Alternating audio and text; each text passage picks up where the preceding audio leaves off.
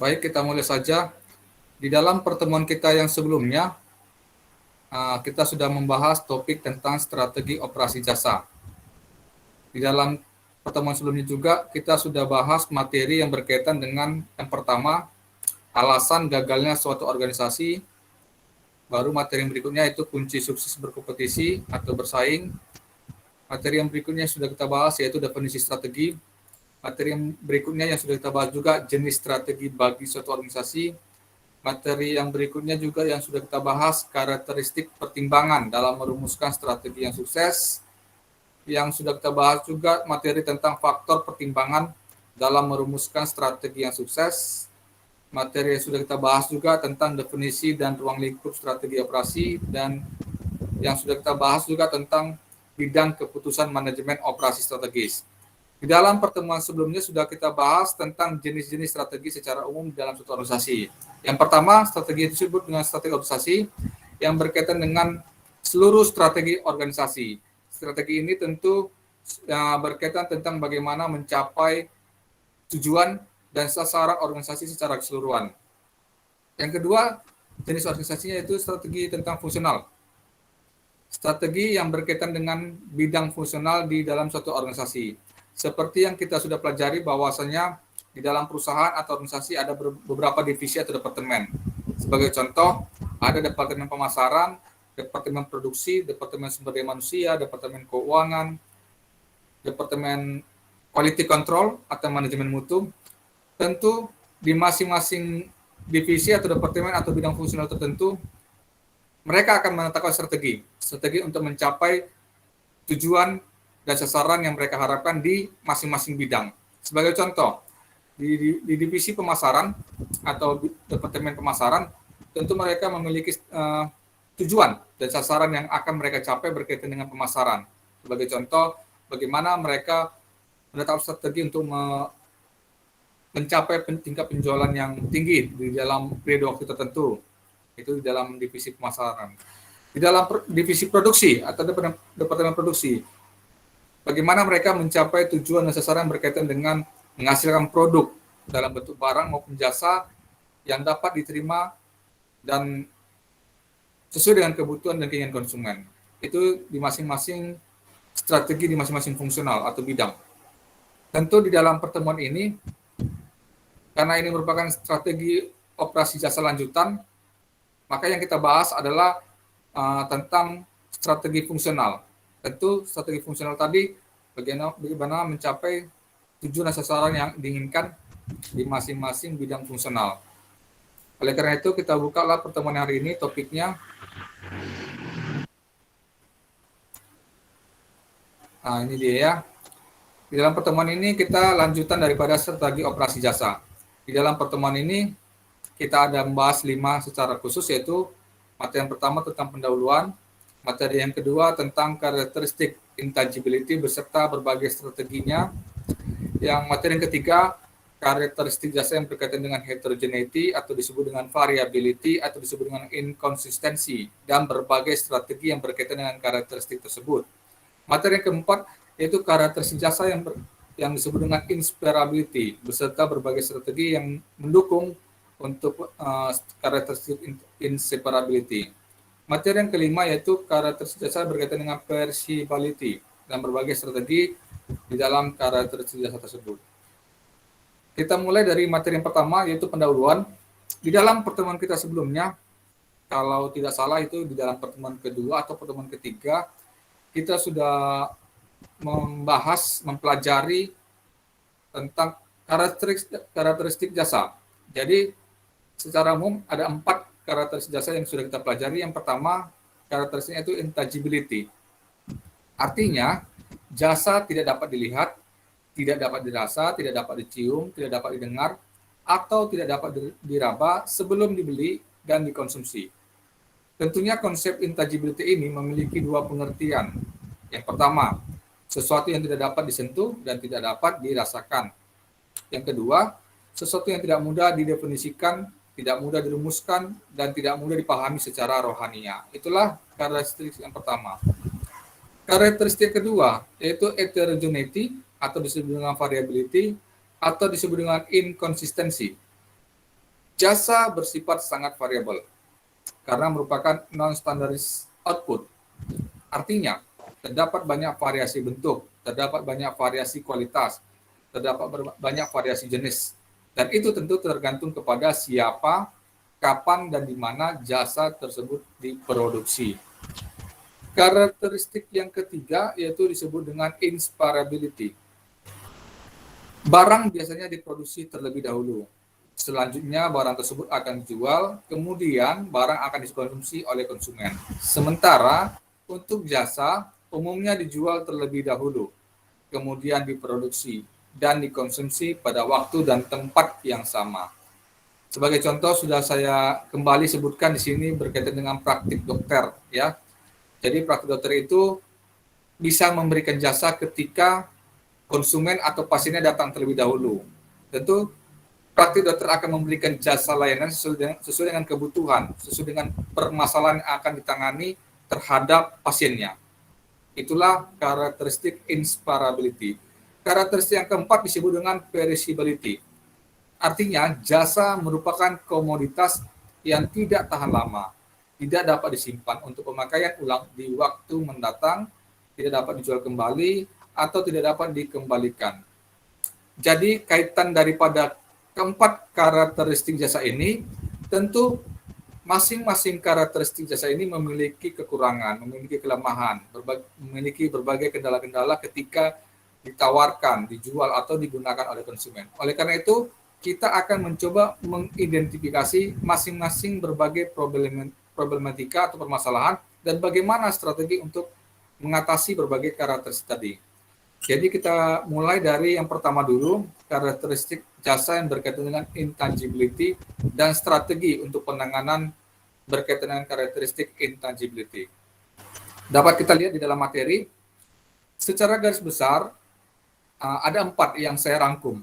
Problematika atau permasalahan yang sering muncul sehubungan dengan karakteristik jasa yang intangibility. Yang pertama, jasa atau layanan tidak bisa disimpan. Yang kedua, jasa relatif amat sulit dilindungi dengan hak paten. Biasanya, hak cipta, hak paten yang dikeluarkan oleh Kementerian Hukum dan HAM Republik Indonesia itu banyak diterapkan atau digunakan untuk produk-produk yang dalam bentuk barang. Yang dalam bentuk jasa itu sangat sulit untuk dihak patenkan. Kenapa? Karena sifatnya tidak tampak. Sifatnya tidak bisa dirasakan, tidak bisa diraba, tidak bisa dicium. Sementara kalau bentuk barang tentu ada fisiknya, begitu ya, sehingga dikatakan permasalahannya itu dia tidak bisa dilindungi dengan hak patennya. Yang ketiga, permasalahannya itu tidak mudah mengkomunikasikan dari suatu layanan atau jasa kepada calon konsumen. Artinya perlu pendekatan, perlu komunikasi yang baik, komunikasi yang intens terhadap konsumen. Jadi kalau kita mau menginformasikan sesuatu yang berkaitan jasa yang ingin kita tawarkan, tentu kita harus menjelaskan lebih detail, harus bagaimana memahami perilaku konsumennya, kan begitu ya, sehingga dia disebut tidak mudah mengkomunikasikannya. Sementara kalau bentuk barang, ada fisiknya, tentu dengan kita menunjukkan fisiknya, kita bisa menjelaskan dengan detail, maka orang akan mudah memahami. Sementara jasa tidak tampak, tidak bisa dilihat, sehingga sulit untuk menjelaskan. Tetapi ketika konsumen sudah merasakan, sudah menggunakan jasa tersebut, maka mereka akan memberikan penilaian terhadap layanan jasa yang mereka gunakan. Selanjutnya, permasalahan berikutnya, harga jasa sulit untuk ditetapkan. Karena jasa tadi sesuai dengan penanganan masalahnya, sesuai dengan kebutuhan dan keinginan konsumen terhadap penyelesaian masalah mereka. Kan gitu ya, sama tadi praktik dokter. Dokter bisa menetapkan standar harganya ketika dia sudah memberikan jasanya kepada konsumen sesuai dengan kebutuhan konsumen. Sementara kalau produk dalam bentuk barang sangat mudah ditentukan harga barangnya. Karena untuk menentukan harga barang tentu dihitung dari biaya operasional produksinya, ditambah dengan tingkat keuntungan yang diperoleh dari perusahaan. Sementara jasa sulit. Kan gitu ya, antara jasa dokter A dengan jasa dokter B berbeda standar harganya. Tergantung kepada mereka bagaimana cara memberikan pelayanannya, bagaimana kualitas standar jasa mereka, ya kan, bagaimana penanganan layanan yang diharapkan oleh konsumen dan sebagainya. Itulah 4 permasalahan secara umum yang mungkin muncul sehubungan dengan karakteristik intangibility. Tentu dalam rangka mengatasi berbagai permasalahan sebagaimana dimaksud di atas yang berkaitan dengan karakteristik intangibility, maka strategi yang dapat bisa dipertimbangkan ada beberapa, yaitu pertama manajemen bukti fisik, yang kedua personalisasi layanan, yang ketiga manajemen komunikasi yang disebut dengan getok tular. Strategi yang berikut yang keempat yaitu manajemen citra corporate, strategi yang kelima yaitu manajemen biaya, strategi yang keenam yaitu manajemen komunikasi purna beli. Saya akan coba masing-masing uraikan. Yang pertama, strategi manajemen bukti fisik. Tantangan terbesar dalam mengelola layanan atau jasa adalah tangibilize the intangible, baik secara fisik maupun secara mental. Setidaknya ada 4 strategi yang spesifik yang bisa diterapkan. Pertama, disebut dengan physical representation strategi, yaitu menambahkan elemen-elemen tangible relevan pada jasa atau layanan. Ini saya berikan contoh sederhana. Beberapa hotel atau kebanyakan hotel mewah sengaja memarkir mobil-mobil mewah di depan lobi hotelnya dalam rangka mengkomunikasikan citra kualitas, eksklusivitas, dan jasa berkelas atas. Sebagai contoh, memang banyak yang kita lihat di mana hotel-hotel berbintang mewah ya memberikan kesempatan atau meletakkan parkir untuk khusus mobil mewah di depan lobinya, kan gitu ya. Hal ini tentu tujuannya adalah untuk bisa memberikan image citra kualitas daripada hotel tersebut, menunjukkan citra bahwasanya hotel itu berkelas, ya kan, berkelas, bahwasanya hotel itu memang khusus untuk yang ekonomi ke atas dan sebagainya. Itulah tujuan tertentu yang mungkin bisa ditarik daripada hotel mewah menempatkan parkirnya di depan lobi mereka. Yang kedua disebut dengan visualization strategi, yaitu membuat jasa tampak lebih tangible secara fisik dan mental. Salah satu cara efektif untuk menunjukkannya adalah dengan memanfaatkan teknologi informasi. Sebagai contoh, kami di sektor pemerintahan, ya kan, sektor pemerintahan tentu yang berkaitan memberikan layanan jasa birokrasi, layanan jasa administrasi pemerintahan, tentu akan menggunakan pendekatan teknologi informasi untuk memberikan jasa layanan. Semua sudah berbasis IT, berbasis aplikasi, berbasis digitalisasi di dalam memberikan pelayanan. Hal ini ya, tentu akan memudahkan konsumen untuk menggunakan alat tersebut, sehingga memudahkan dalam pelayanan juga, memberikan kecepatan dalam pelayanan. Itu berkaitan dengan visualisasi strategi. Yang ketiga berkaitan dengan manajemen bukti fisik, yaitu association strategi, yaitu menggunakan metafora dalam komunikasi permasalahan sebagai cara meningkatkan mental tangibility dan specificity.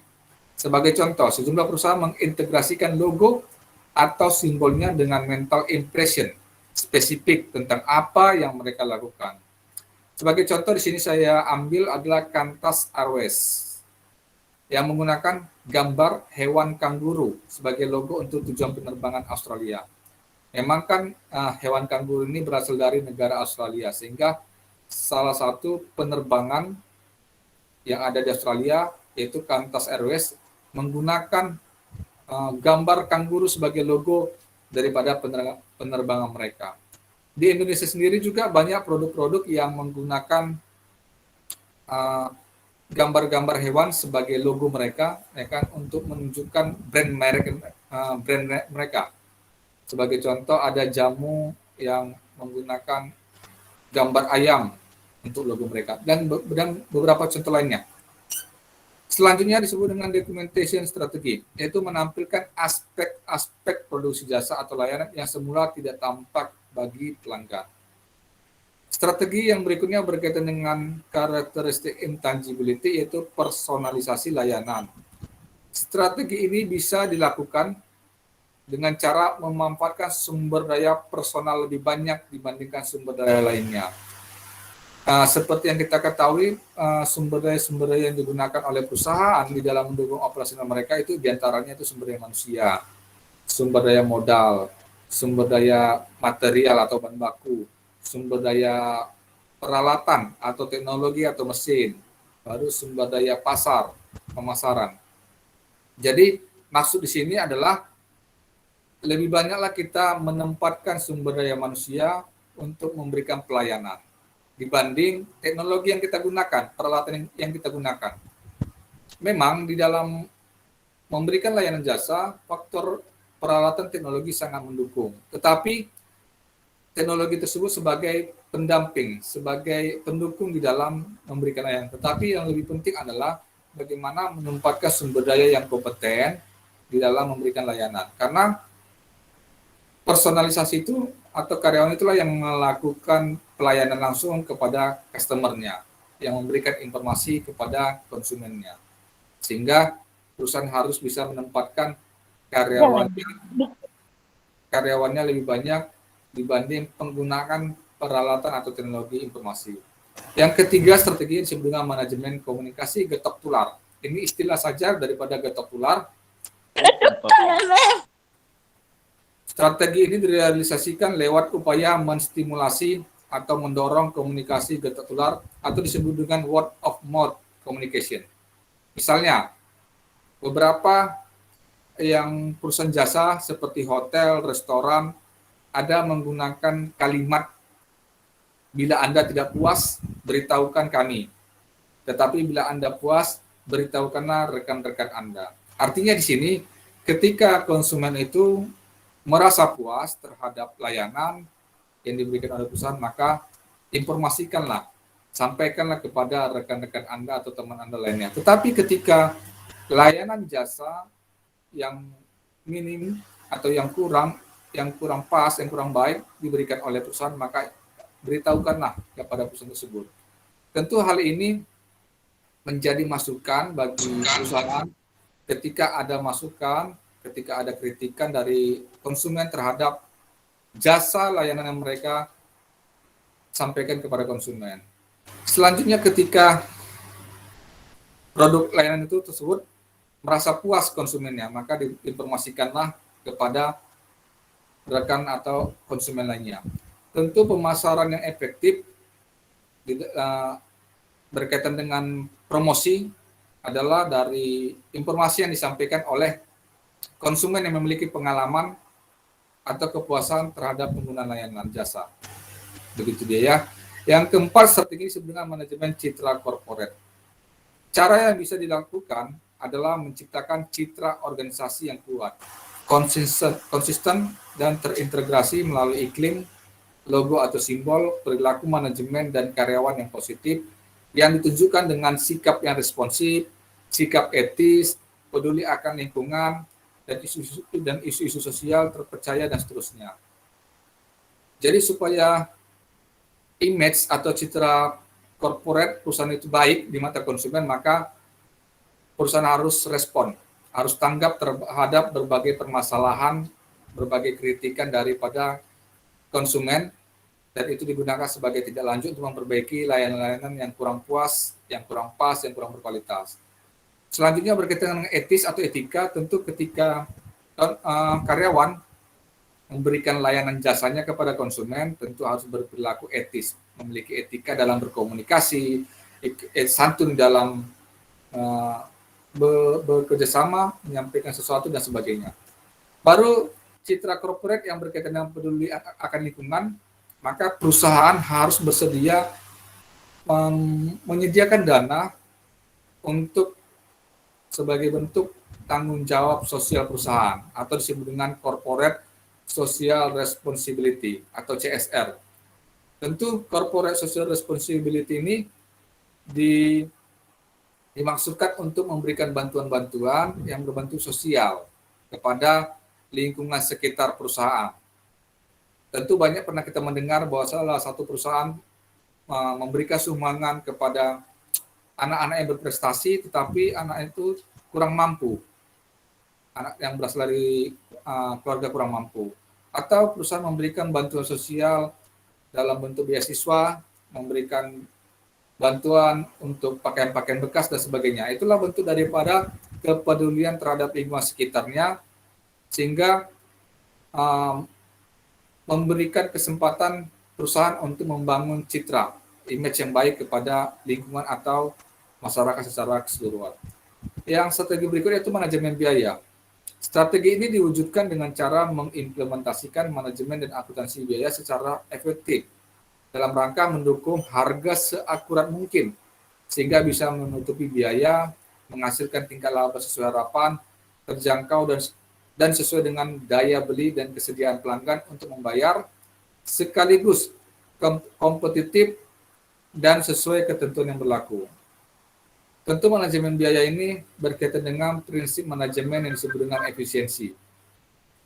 Strategi berikutnya itu manajemen komunikasi purna beli.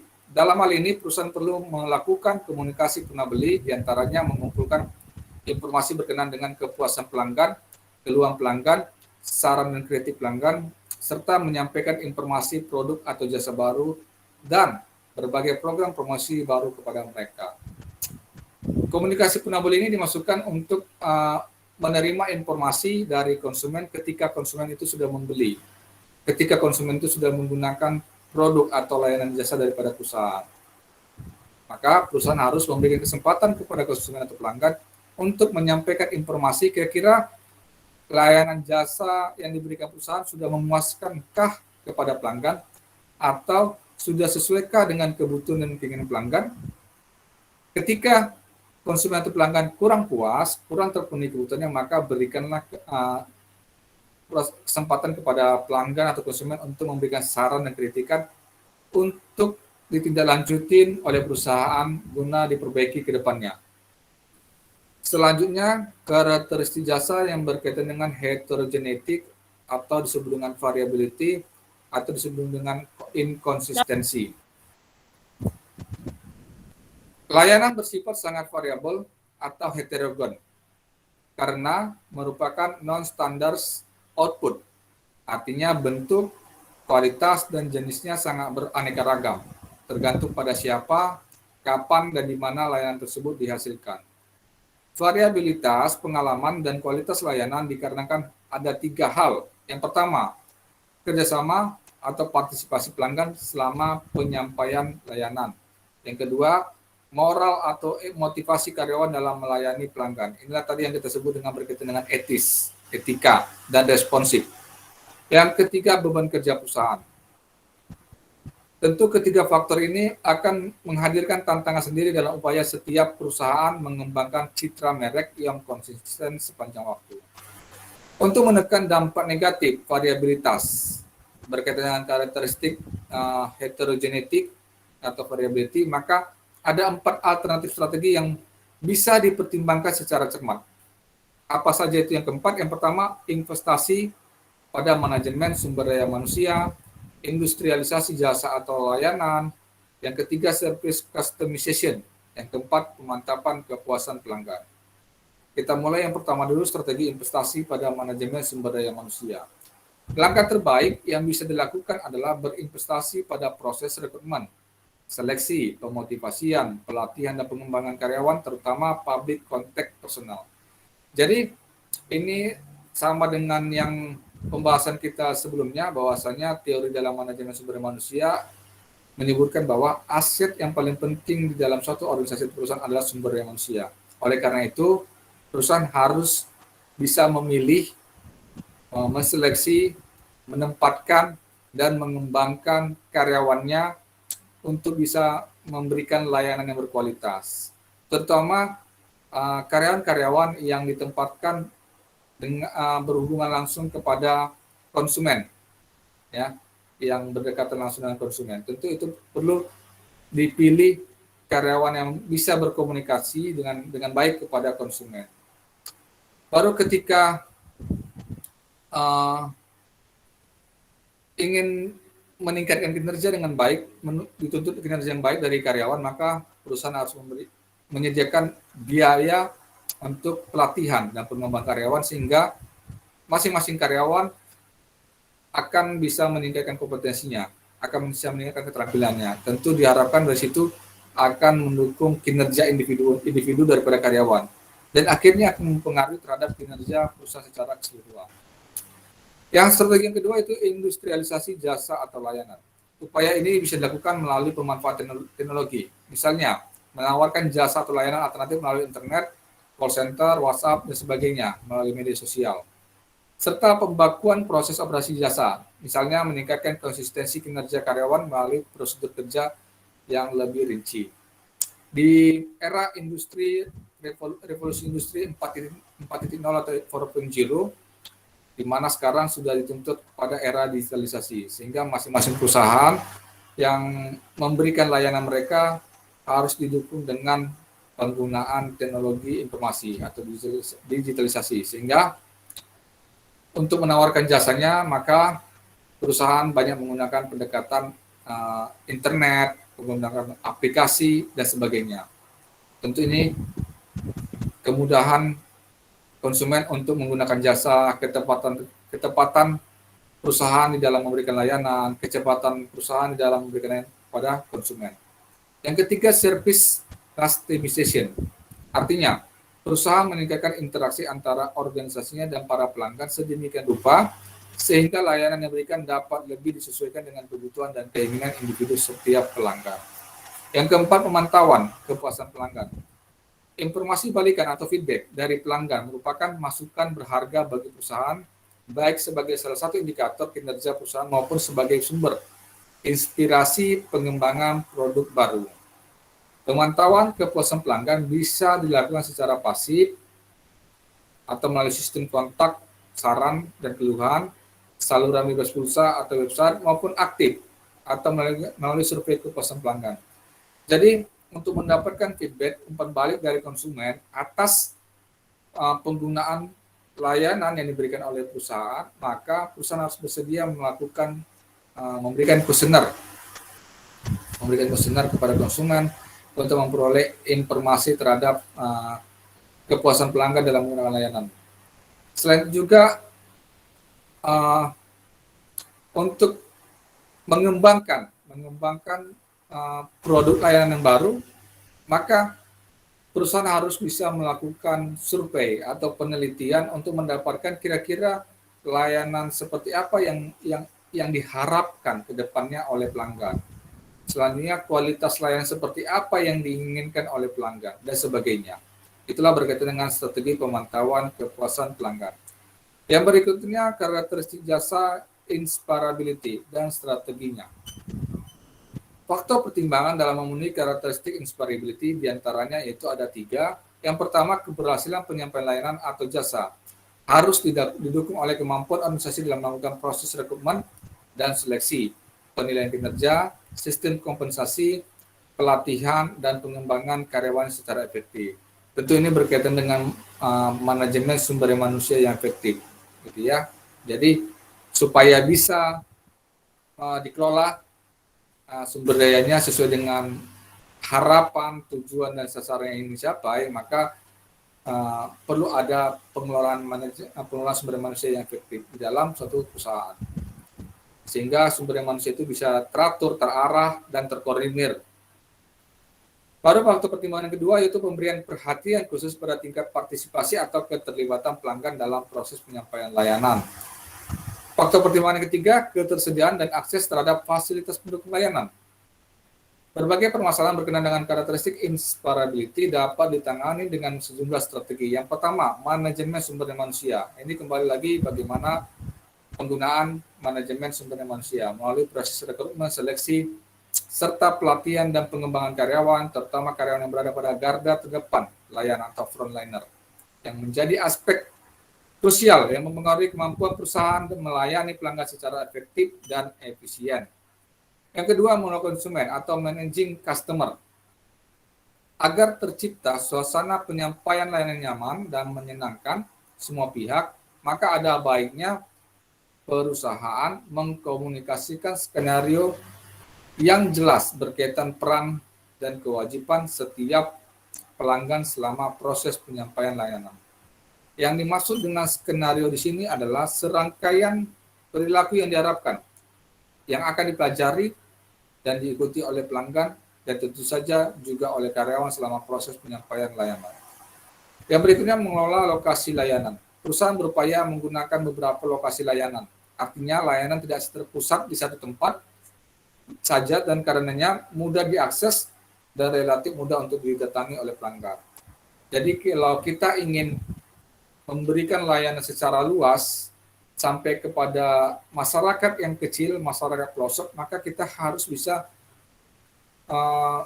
membuka kantor kita di daerah-daerah terpencil, gitu ya. Tidak hanya di kantor pusat saja, tetapi kita harus bisa membuka kantor di pelosok-pelosok atau di daerah-daerah terpencil.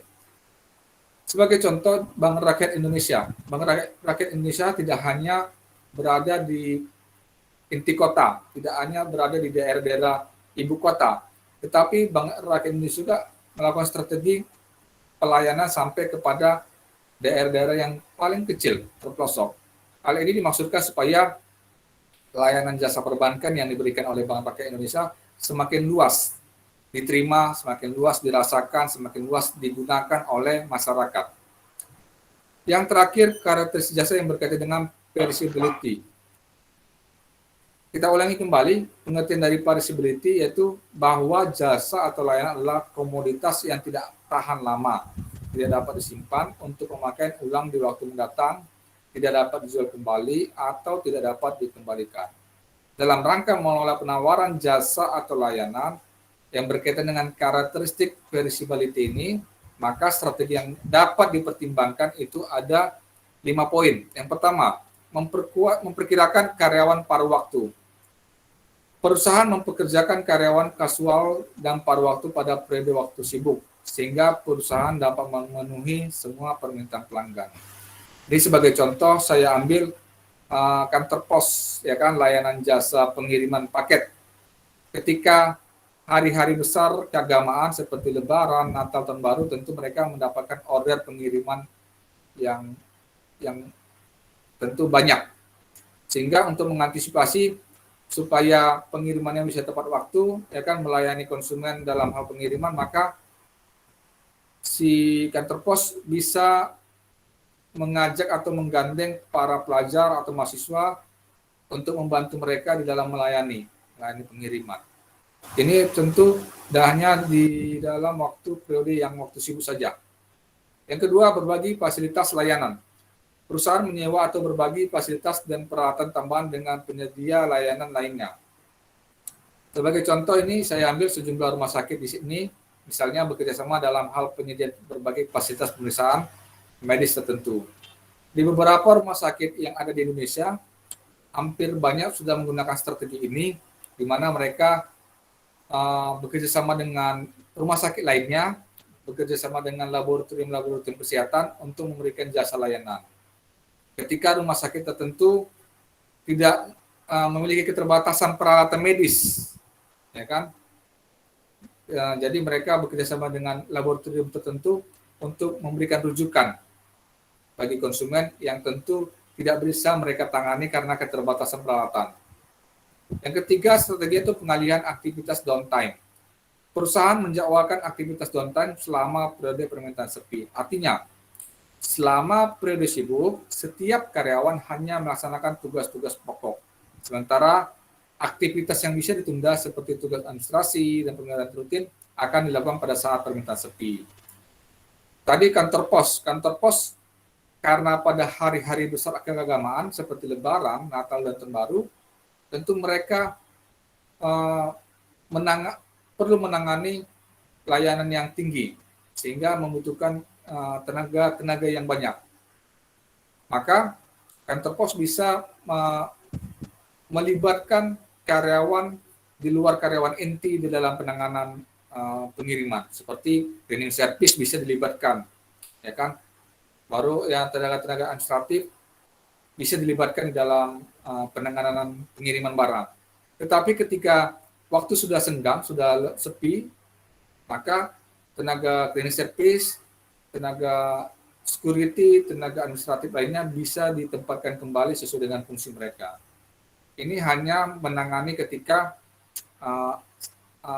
hari-hari yang sibuk atau waktu yang sibuk. Yang keempat, pelatihan silang.